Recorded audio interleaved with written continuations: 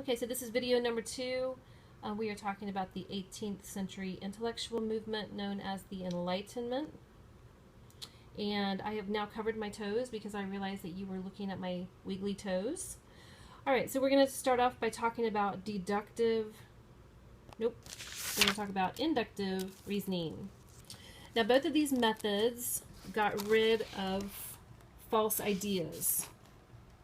And the philosophers believed that a false idea was anything that was presumed. Okay, so pre-knowledge, they wanted to start with a blank slate. So they said, don't presume that you know. We're going to start at 0.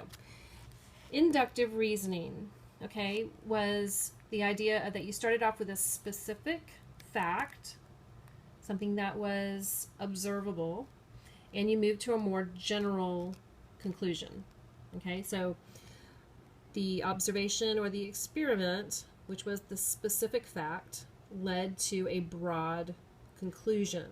Okay, Francis Bacon, or Sir Francis Bacon, was the mastermind behind inductive reasoning.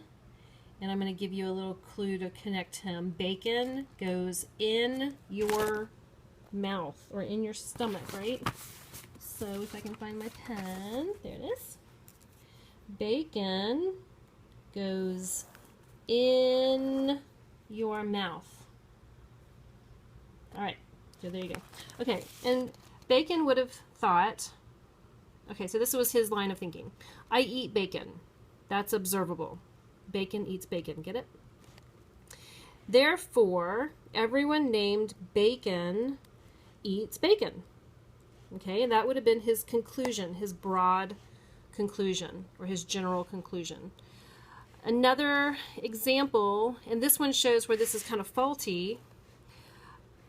Both of these lines of reasoning had fault with them. Okay, all of the tigers in a region have black stripes on orange fur. That was the observable observation.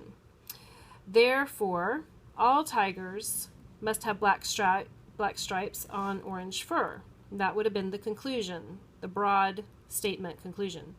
So obviously that is not true. There are white tigers with black stripes.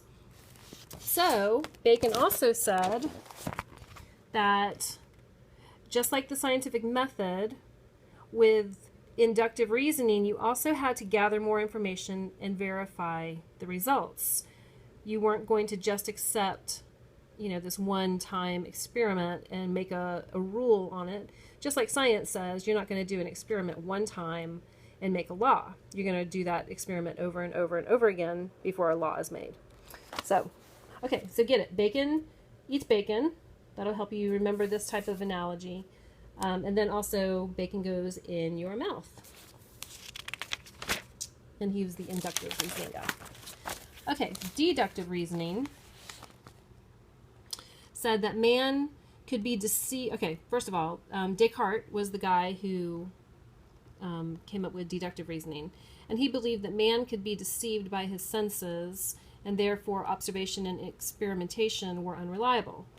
If you go back to your science class and remember one of the very first science experiments where they, let's see, I don't remember the details of it, but basically the guy thought that putting meat under a box was resulting, the meat was turning into bugs, therefore meat was a living organism. Okay, that was faulty because he wasn't realizing that there were bugs inside the meat already. So that was faulty, and that's what Descartes is saying here, that our observations can be faulty.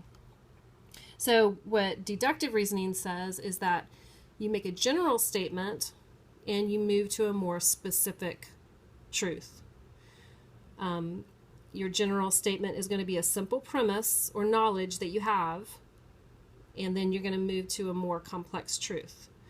Okay, so here's your freebie with Descartes. D-E. Do you see the D-E?